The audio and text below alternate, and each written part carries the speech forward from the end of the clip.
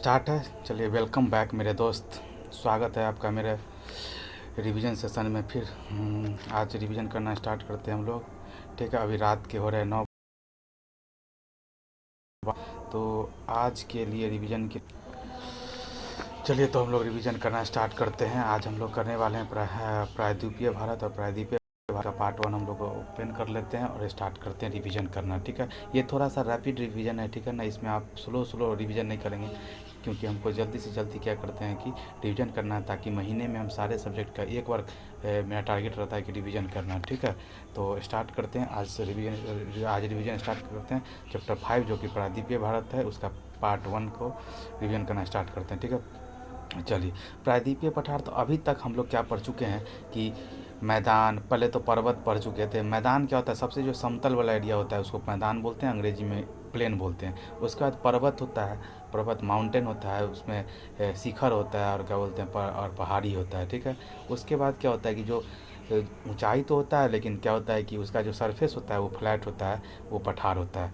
ठीक है, ये अंतर है मैदान, पर्वत और पठार में। ठीक है, और सबसे ज़्यादा क्या है, मैदान है 43% के आसपास है, माने 40% मैदान है। फिर पठार है लगभग 30% के आसपास। फिर 20% पर्वत, क्या कहते हैं कि 40% मैदान के आसपास, माने 43% है मैदान, माने 40 हो गया।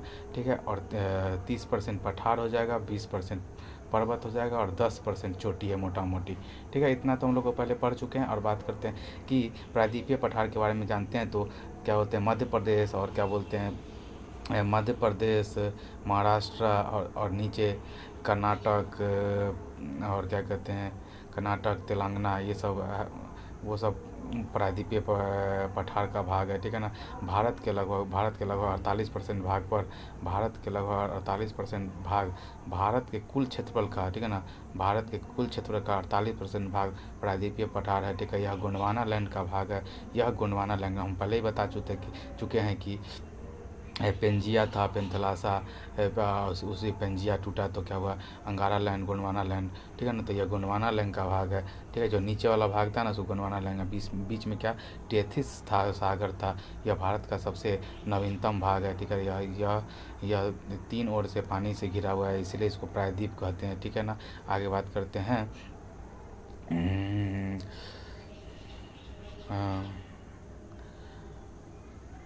दिल्ली के बारे में। दिल्ली का शायद आज क्या चुनाव वगैरह था या क्या था। यहाँ पे सर ये लिखना चाह रहे हैं कि दिल्ली और न्यू दिल्ली में क्या अंतर है, थोड़ा सा ये बताना चाह रहे हैं सर कि न्यू दिल्ली क्या है। न्यू दिल्ली क्या है, दिल्ली और न्यू दिल्ली क्या है। तो देखिए, न्यू दिल्ली है ना, जहाँ पे क्या होता है कि राष्ट्रपति बैठते हैं और प्रेसिडेंट के लिए है वो संसद वगैरह है, राजधानी वगैरह है, वो नई दिल्ली में है। ठीक है ना, और जो पूरे के पूरे दिल्ली है, जिसमें विधानसभा और सीएम है, 70 विधानसभा है और सीएम है, तो ठीक है, उसको बोला जाता है दिल्ली। ठीक है, तो पूरा दिल्ली है। और दिल्ली के जो छोटे से पार्ट है, जहाँ पे अपना क्या बोलते हैं कि राष्ट्रपति महोदय बैठती हैं, प्रेसिडेंट। ठीक है ना, वो क्या बोलते हैं कि और संसद है वो नई दिल्ली में है। ठीक है ना, तो नई दिल्ली एक ये है लोकसभा सीट है। ठीक है ना, किसका? दिल्ली का। ठीक है, ये बात क्लियर हो गया। आगे बात करते हैं। तो अब स्टार्ट करते हैं हम लोग कि अरावली पर्वत श्रृंखला। सबसे पहले दिल्ली है। ठीक है ना, तो जहाँ पे दिल्ली है, ठीक है, सबसे ऊपर दिल्ली है।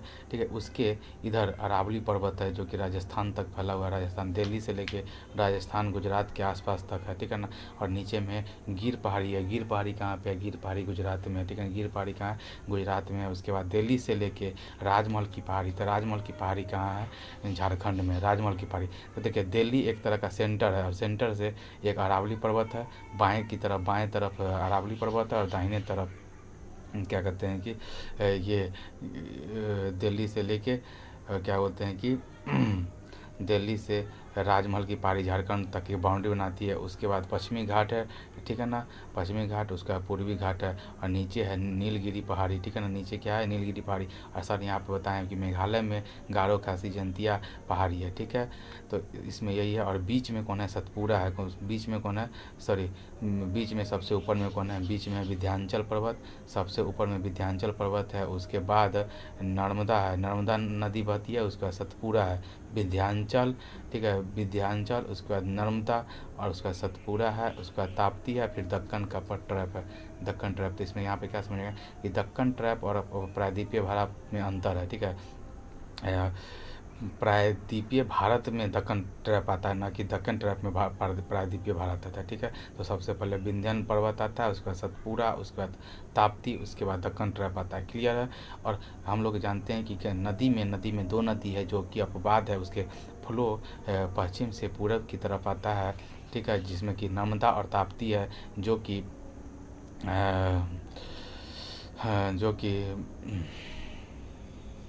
अरब सागर की ओर बहती है, अरब सागर में जाके गिरती है, ठीक है।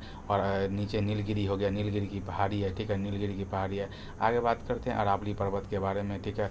तो अरावली पर्वत राष्ट्रपति भवन जहाँ कहाँ पे है, रायसीना की पहाड़ी जो नई दिल्ली है, वो भी अरावली पर्वत का ही अवशेष पे है, ठीक है ना, रायसीना की पहाड़ी, ठीक है। वहाँ से लेके और क्या कहते हैं कि नीचे गुजरात के पालमपुर, नीचे गुजरात के पालमपुर तक है, ठीक है ना, फैला हुआ।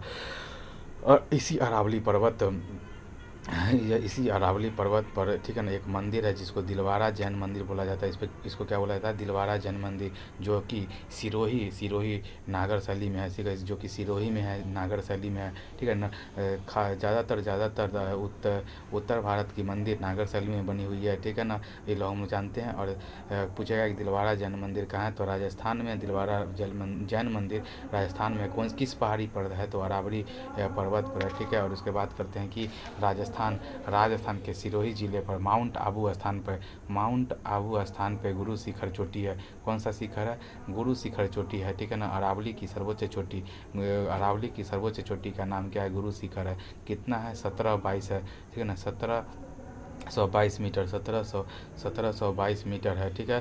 तो अभी क्या पढ़ना है, अरावली पर्वत कहाँ से कहाँ तक फैला हुआ है, तो राष्ट्रपति भवन जो कि रायसीना पहाड़ी पे है नई दिल्ली में, वहाँ से लेकर नीचे गुजरात के पालमपुर स्थान तक है। इसी में दिलवारा जैन मंदिर है, ठीक है ना, जो कि सिरोही में है, राजस्थान के सिरोही स्थान पे है, ठीक है। और ये नागरशैली में बना हुआ है। और क्या बोलते हैं कि यहीं पे राजस्थान के सिरोही जिले में माउंट आबू स्थान पर है ही क्या बोलते हैं, अरावली पर्वत की सबसे ऊंची चोटी गुरु शिखर चोटी है, जो कि अरावली की सर्वोच्च चोटी है, जो 1722 मीटर है, ठीक है ना। कुल लंबाई अरावली की कुल लंबाई 692 किलोमीटर है। कितना, 692 किलोमीटर, 700 मीटर में 700 किलोमीटर में 700 किलोमीटर में 8 कम, 700 किलोमीटर में 8 कम, ठीक है। तो 692 किलोमीटर, 692 किलोमीटर है, ठीक है ना।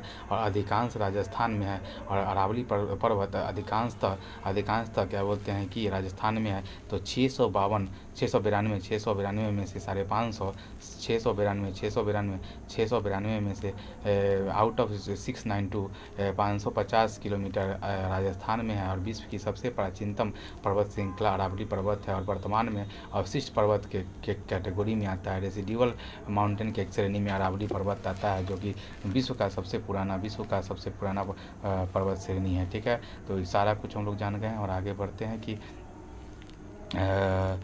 उसके बाद कौन आता है, विंध्याचल आता है। कौन, विंध्याचल, ठीक है ना, विंध्याचल, यही वाला विंध्याचल, यहाँ जो लिखा हुआ ना विंध्यन पर्वत, उसी को विंध्याचल बोला जाता है। विंध्यन पर्वत को विंध्याचल बोला जाता है, ठीक है। तो विंध्याचल देखते हैं दूसरा नाम पे, तो वो कहाँ है, कहाँ तक उसका विस्तार है, तो गुजरात में है, मध्य प्रदेश में है, बिहार में है। विंध्याचल का विस्तार कहाँ है, गुजरात में, मध्य प्रदेश, बिहार, गुजरात, ठीक है ना, गुजरात में है, ठीक है ना, गुजरात, मध्य प्रदेश और बिहार, गुजरात, मध्य प्रदेश, बिहार में से विंध्याचल पर्वत है, जो कि सर्वाधिक विस्तार इसका विंध्याचल का मध्य प्रदेश में है, ठीक है ना। ये सर्वाधिक विस्तार इसका मध्य प्रदेश में। विंध्याचल की सर्वोच्च चोटी का नाम कालूनर है, ठीक है ना। विंध्याचल की सर्वोच्च चोटी का नाम कालूनर है, जिसको गुडविल पीक भी कहा जाता है, और विंध्यन पर्वत भारत में जल विभाजक के रूप में कार्य करती है। विंध्यन पर्वत के किसके बीच में, तो नर्मदा और ताप्ती के बीच में जल विभाजक का भी काम करती है विंध्याचल पर्वत, ठीक है ना। और बात करते हैं कि गुजरात, मध्य प्रदेश और बिहार में फैला हुआ है। मध्य प्रदेश में सर्वाधिक विस्तार है। तो देखिए मध्य प्रदेश में इसको विंध्यन बोला जाता है, ठीक है ना। विंध्याचल को मध्य प्रदेश में विंध्यन बोला जाता है, और मध्य प्रदेश में दूसरी है, उसको भांडेर बोला जाता है, ठीक है ना। और दूसरी है, उसको भांडेर बोला जाता है मध्य प्रदेश में। दूसरा टुकड़ा को भांडेर बोला जाता है, और तीसरा बिहार वाला कैमूर में है, ठीक है। तो देखिए एक विंध्यन हो गया, विंध्यन भांडेर और कैमूर। विंध्यन और भांडेर मध्य प्रदेश में और कैमूर बिहार में है। उसके नीचे से नर्मदा नदी उल्टी दिशा में बहती है, ठीक। और बात करते हैं कि विंध्याचल की सर्वोच्च चोटी कालनूर है, जिसको गुडविल पीक कहते हैं। वो भांडेर पर्वत श्रेणी का ही हिस्सा है, ठीक है ना। कालूनूर या गुडविल पीक भांडेर माने भंडार है, इसमें भांडेर है, जो कि मध्य प्रदेश का ही हिस्सा है, ठीक है ना। और विंध्यन पर्वत भारत में भी जल विभाजक के रूप में कार्य करती है। और आगे बढ़ते हैं हम लोग, ठीक है ना। अब उसके बाद सतपुड़ा देख लेते हैं। सतपुड़ा तो विंध्यन पर्वत आ गया, उसके बाद नर्मदा नदी है, ठीक है ना। नर्मदा नदी आ गई, विंध्यन पर्वत, उसका नर्मदा नदी, ठीक है, जो कि अमरकंटक से निकलती है, ठीक है ना। अमरकंटक से निकलती है। उसके बाद क्या कहते हैं कि उसके नीचे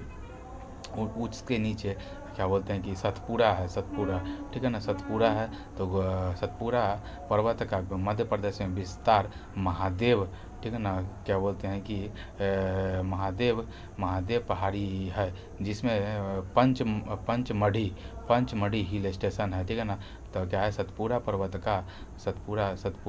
का मध्य प्रदेश में विस्तार महादेव पहाड़ी है, जिसमें पंचमढ़ी हिल स्टेशन है, जो कि मध्य प्रदेश में है। सतपुड़ा की सर्वोच्च चोटी धूपगढ़ है, ठीक है। और मैकाले की सर्वोच्च चोटी अमरकंटक है, जहाँ से नर्मदा नदी का उद्गम स्थान होता है। देखिए सतपुड़ा कहाँ तक विस्तार है इसका, तो देखिए गुजरात में है, मध्य प्रदेश में और छत्तीसगढ़ में, ठीक है ना। गुजरात, मध्य प्रदेश और छत्तीसगढ़ में, ठीक है। तो क्या है कि गुजरात में जो पर्वत श्रेणी इसको बोला जाता है गिर राजपीपला नाम है। क्या नाम है? गिर राजपीपला गुजरात में क्या बोलते हैं कि सतपुड़ा का एक टुकड़ा है। दूसरा मध्य प्रदेश में महादेव पहाड़ी है। महादेव पहाड़ी कहाँ पे है? मध्य प्रदेश में। महादेव प्रदेश में, जिसकी सर्वोच्च चोटी महादेव पहाड़ी की सर्वोच्च चोटी पंचमढ़ी है। कौन सा है? पंचमढ़ी, ठीक है। तो महादेव, ठीक है ना। महादेव पहाड़ी जो कि मध्य प्रदेश में है, उसकी सर्वोच्च चोटी कौन है? धूपगढ़ है। सतपुड़ा की सर्वोच्च चोटी, ठीक है ना। सतपुड़ा की सर्वोच्च चोटी धूपगढ़, ठीक है। तो सतपुड़ा की सर्वोच्च चोटी धूपगढ़ है, जो कि 1350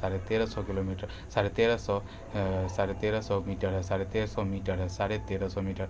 तो महादेव पहाड़ी में ही धूपगढ़ है, जो कि सतपुड़ा की सर्वोच्च चोटी है 1350 मीटर, ठीक है ना। और बात करते हैं यहीं पे, ठीक है, सतपुड़ा पर्वत का मध्य प्रदेश में विस्तार महादेव पहाड़ी है, जिसमें पंचमढ़ी हिल स्टेशन है। तो यही जो पंचमढ़ी एक हिल स्टेशन है, ठीक है ना।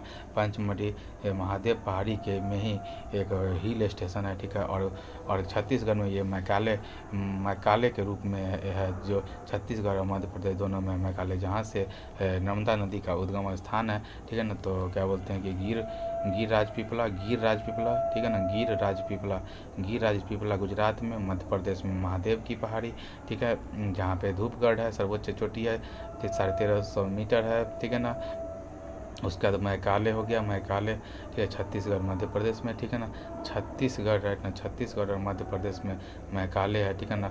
और वहीं पे अमरकंटक की पहाड़ी से नर्मदा नदी निकलती है। तो यहीं पे वही बात लिखा है कि सतपुरा पर्वत का मध्य प्रदेश में विस्तार महादेव पहाड़ी है, जिसमें पंचमढ़ी हिल स्टेशन है, ठीक है ना।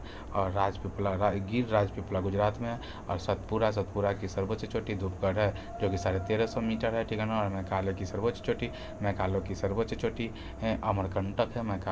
मैकाले की अमर चोटी अमरकंटक है, जहाँ से नर्मदा नदी का उद्गम होता है। तो देखिए, विंध्यन पर्वत है, उसका नर्मदा नदी हो गया, उसके बाद सतपुरा है, उसके नीचे से ताप्ती नदी है, उसके बाद हम लोग का पश्चिमी घाट शुरुआत हो जाता है, ठीक है ना। तो सतपुरा एक तरह का ब्लॉक माउंटेन है। सतपुरा क्या है, एक ब्लॉक माउंटेन है, क्योंकि दोनों तरफ से नदी है और बीच में सतपुरा पर्वत है, जो कि ब्लॉक माउंटेन है, ठीक है। आगे बात करते हैं हम लोग कि पश्चिमी घाट रहना, पश्चिमी घाट के बारे में बात करते हैं कि पश्चिमी घाट का विस्तार गुजरात से लेकर तमिलनाडु तक है, ठीक है। तो गुजरात महाराष्ट्र गोवा कर्नाटक केरल तथा तमिलनाडु में है, ठीक है ना। पश्चिमी घाट भारतीय पश्चिम तट के साथ साथ लगातार चलता है, इसीलिए इसे लगातार पश्चिमी घाट भारतीय पश्चिमी तट के साथ लगातार चलता है, इसलिए सहयाद्री भी कहते हैं इसको। सहयाद्री है न, सहयाद्री साथ साथ चलता है, पश्चिमी तट के साथ साथ चलता है पश्चिमी घाट, इसीलिए इसको सहयाद्री भी कहते हैं, ठीक है ना। विष्णु पुराण में राइट ना, विष्णु पुराण में राइट बात करते हैं। विष्णु पुराण में इसे सहयाद्री भी कहा जाता है। और नीलगिरी पहाड़ी, ठीक है ना, नीलगिरी पहाड़ी, ठीक है। नीलगिरी पहाड़ी पश्चिमी घाट और पूर्वी घाट का मिलन बिंदु क्या है, नीलगिरी पहाड़ी, जो कि केरल तमिलनाडु और कर्नाटक की सीमा पर स्थित है, जो कि केरल कर्नाटक और तमिलनाडु के सीमा पर स्थित है, ठीक है ना। नीलगिरी। आगे बात करते हैं ताप्ती नदी, ठीक है, ताप्ती नदी। और इधर क्या हो गया, ताप्ती नदी है, उसके बाद पश्चिमी घाट हो गया, पश्चिमी घाट तो, और पश्चिमी घाट को और सहयाद्री भी बोला जाता है। तो उसको दो भाग में बांटा गया है, जो कि 16 डिग्री उत्तरी अक्षांश पश्चिमी घाट को दो बराबर भाग में बांटती है। एक ऊपर वाले को उत्तरी सहयाद्री बोला जाता है, नीचे वाले को दक्षिणी सहयाद्री बोला जाता है, ठीक है। तो अब उत्तरी सहयाद्री में कौन कौन आता है, तो देख लेते हैं थोड़ा सा। उत्तरी सहयाद्री में कालसूबाई, ठीक है ना। इस चोटी का नाम क्या है, चोटी का नाम है, देखिए चोटी का नाम हो गया एक मिनट रुक जाइए। चोटी का नाम हो गया कालसूबाई, जो कि महाराष्ट्र में है। कालसूबाई, ठीक है। कालसूबाई महाराष्ट्र में, और महाबलेश्वर महाराष्ट्र, कलसूबाई और महाबलेश्वर महाराष्ट्र में है, ठीक है ना। जो कि तो कलसूबाई के बारे में है कि उत्तरी सहयाद्री की सर्वोच्च चोटी उत्तरी सहयाद्री की सर्वोच्च चोटी कौन है, कलसूबाई है। और महाबलेश्वर से कृष्णा नदी का उद्गम स्थान है, ठीक है ना। उसके नीचे हम जानेंगे तो देखिए गुजरात, हम लोग गुजरात महाराष्ट्र और गोवा आ गया। गोवा से बीचों बीच से 16 डिग्री उत्तरी अक्षांश, 16 डिग्री है ना, 16 डिग्री उत्तरी अक्षांश पूरे के पूरे सहयाद्री को दो भाग में बांट दिया। और नीचे में कुद्रेमुख है, कर्नाटक में क्या है, कुद्रेमुख, जो कि दक्षिणी सह्याद्री की सर्वोच्च चोटी है कुद्रेमुख, जो कि दक्षिणी सह्याद्री की सर्वोच्च चोटी है। और यहीं पे बाबा बुदान की पहाड़ी है, जो कि कर्नाटक में कॉफ़ी उत्पादन के लिए बहुत ही इम्पोर्टेंट है, ठीक है ना। क्या बोलते हैं कि कॉफ़ी उत्पादन के लिए बेस्ट है, ठीक है ना। उसके नीचे ब्रह्मगिरी पर्वत है, जो कर्नाटक में, ब्रह्मगिरी पर्वत कर्नाटक में है, जहाँ से कावेरी नदी का उद्गम स्थान है। उसके नीचे नीलगिरी है, जहाँ पे केरल तमिलनाडु और कर्नाटक के ट्राई जंक्शन बनाती है, ठीक है, कि सीमा पर है, ठीक है ना। और सर्वोच्च चोटी इसका दोदा बेटा है, ठीक है ना, दोदा बेटा नीलगिरी नीला पड़ गया गिरने से दादा बेटा गिर गया, दादा बेटा गिर गया, माने दादा बेटा माने दोदा बेटा गिर गया नीलगिरी से, ठीक है ना। इसका 2637 मीटर है, 2637 ठीक है ना, 2637 मीटर, 26 है ना, 2637 मीटर है, ठीक है ना। और जनजाति यहाँ पे टोंडा जनजाति है, ठीक है ना। यहाँ की जनजाति जो नीलगिरी की जनजाति, उसको टोंडा जनजाति बोला जाता है, ठीक है। टोंडा जनजाति, जो कि बहुपति विवाह के लिए टोंडा जनजाति राइट ना, टोंडा जनजाति बहुपति विवाह के लिए बहुत प्रचलित है और फेमस टूरिज्म प्लेस है।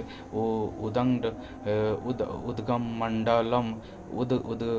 मंडलम तमिलनाडु में ही है। उदगम मंडलम को ही ऊटी बोला जाता है। उदगम मंडलम ये भी नीलगिरी की पहाड़ी में ही है। आगे बात करते हैं, इधर से हो गया पश्चिमी घाट, उधर से हो गया पूर्वी घाट, दोनों मिला कर्नाटक के केरला और तमिलनाडु के जंक्शन पे, जिसको बोला जाता है नीलगिरी पहाड़ी। नीलगिरी पहाड़ी में ही एक पर्यटक स्थल है जिसका नाम है उदगम मंडलम, जो कि तमिलनाडु में है, जिसको शॉर्ट में ऊटी बोला जाता है। ठीक है, और नीलगिरी की सर्वोच्च चोटी दो बेटा है, जो कि 26-37 है ना, हाँ 26-37 मीटर हुआ है। यहाँ पे टोंडा जनजाति है। ठीक है, टोंडा जनजाति है और नीलगिरी पहाड़ी पर 12 साल में एक बार नीलकुरुंज फूल खिलता है। नीलगिरी पहाड़ी का नाम नीलगिरी क्यों पड़ा है? क्योंकि यहाँ पे नीलकुरुंज नामक फूल उगता है, जो कि 12 साल में एक बार उगता है। ठीक है ना, 12 साल में एक बार नीलकुरुंज फूल खिलता है 12 साल में एक बार। वही टोडा जनजाति है ना, जो बहुपति विवाह के लिए बहुत ही फेमस है। ठीक है, बात समझ में आ गया। और यहीं पे क्या बोलते हैं कि नीलगिरी में ही 1986 में 1986 में तो देखिए 1983 में हम लोग वर्ल्ड कप जीते थे, कपिल देव साहब। उसके 3 साल बाद 1986 में क्या होता है, बायोस्फीयर रिजर्व जैव मंडलीय आरक्षित क्षेत्र घोषित कर दिया गया। बायोस्फीयर रिजर्व 1986 में घोषित कर दिया गया, जैव मंडलीय आरक्षित क्षेत्र घोषित कर दिया गया। और भारत प्राचीनतम जो कि भारत का प्राचीनतम यूनेस्को में शामिल, ठीक है ना, भारत का प्राचीनतम यूनेस्को में शामिल बायोस्फीयर रिजर्व यही है। ठीक है, अब बात करते हैं नीलकुरुंजी फूल के बारे में। तो समझ गया कि साल भर होता है। और नीलगिरी पहाड़ी के पश्चिमी और पूर्वी घाट का मिलन बिंदु को नीलगिरी पहाड़ी बोला जाता है। यूनेस्को में भारत के 12 जैव मंडलीय आरक्षण क्षेत्र शामिल है। यूनेस्को में टोटल जैव आरक्षित माने कि बायोस्फीयर रिजर्व कितना है टोटल यूनेस्को में शामिल? 12 बायो रिजर्व है। ठीक है ना, शायद ही बढ़ भी गया है ना, बढ़ गया होगा। ठीक है, अभी शायद हाँ बढ़ा है। उसके बाद देखिए नीलगिरी के नीचे एक होता है अनाईमुड़ी। ठीक है ना, नीचे अनाईमुड़ी और एक होता है कांडवम की पहाड़ी। तो जो सबसे नीचे है वो है कांडवम की पहाड़ी, जिसको इलायची पहाड़ी बोला जाता है, जो कि कर्नाटक और तमिलनाडु के सीमा पर है। कर्नाटक और तमिलनाडु के सीमा पर कांडवम पहाड़ी है। भारत की दक्षिणतम पहाड़ी कांडवम पहाड़ी है। उसके ऊपर अन्नामलाई है। उसके ऊपर कौन है? उसके ऊपर अन्नामलाई पहाड़ी है। उसके ऊपर कौन सा पहाड़ी है? अन्नामलाई पहाड़ी है, जो कि केरल और तमिलनाडु में अन्नामलाई पहाड़ी है। सबसे नीचे में इलायची पहाड़ी, जिसको कांडवम पहाड़ी बोलते हैं, जो कर्नाटक और तमिलनाडु में। ठीक है, और बात करते हैं अन्नामलाई की सर्वोच्च चोटी का। बात करें अन्नामलाई का तो अनाईमुड़ी है। अन्नामलाई तो अनाईमुड़ी। ठीक है, तो देखो अन्ना साहब थे ना, अन्ना हजारे, वो कहे मलाई खिला रहा था लोग, तो कहता है ना अनाई मुड़ी नहीं, सब मुड़ी खाएंगे, नहीं अनाई मुड़ी, समझ ऐसे करके याद कर लीजिए अनाई मुड़ी। ठीक है ना, और सर्वोच्च चोटी 2695 मीटर है। 2695 तो देखिए वो कितना दो बेटा कितना था? 2637 था ना, 2637। ये है 2695, ठीक है ना, 2695 अनाई मुड़ी कौन है? अनाई मुड़ी 2695 मीटर है, जो कि प्रायद्वीपीय भारत की सर्वोच्च चोटी है।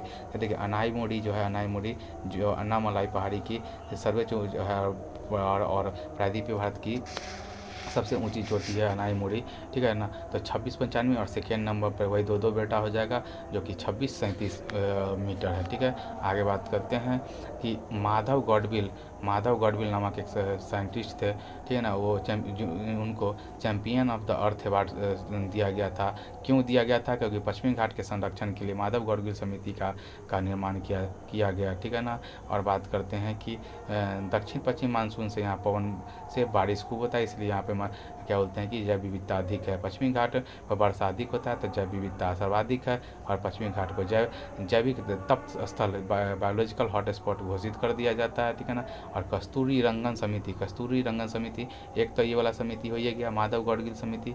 ठीक है ना, पश्चिमी घाट के संरक्षण के लिए एक है कस्तूरी कस्तूरी रंगन समिति, कस्तूरी रंगन समिति जो कि पश्चिमी घाट से रिलेटेड है। आगे बात करते हैं पश्चिमी घाट के दर्रे। पश्चिमी घाट में जो दर्रा सब है उसको देख लेते हैं, ठीक है ना। टीबीपीएस मतलब टीबी से क्या होता है, टीबीपीएस याद कर लीजिए, टीबीपीएस ऐसे याद हो जाएगा।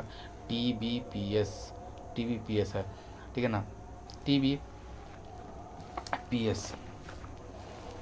ठीक है ना। तो टी से क्या हो गया, थालघाट, टी से थालघाट, बी से भोरघाट, पी से पालघाट और सी से सीनेकोट, ठीक है। पश्चिमी घाट में पश्चिमी घाट में दर्रे कौन कौन से हैं, तो पश्चिमी घाट में दर्रे टीबीपीएस, तालघाट, भोरघाट, पालघाट और सीनकोट है, एक कौन है, सीनकोट, ठीक है ना। तो थालघाट, भोरघाट, टीबीपीएस, थालघाट, भोरघाट, पालघाट, थालघाट, टीबी, बी से भोरघाट, पी से पालघाट, एस से सीनेकोट, ठीक है। अब देखिए कौन कौन कहाँ कहाँ है सो देख लीजिए। थालघाट किसको जोड़ती है, तो मुंबई को नासिक से जोड़ती है। मुंबई से नासिक को से जोड़ने वाली थालघाट है, ठीक है ना। थालघाट मुंबई से नासिक तो थालघाट, ठीक है।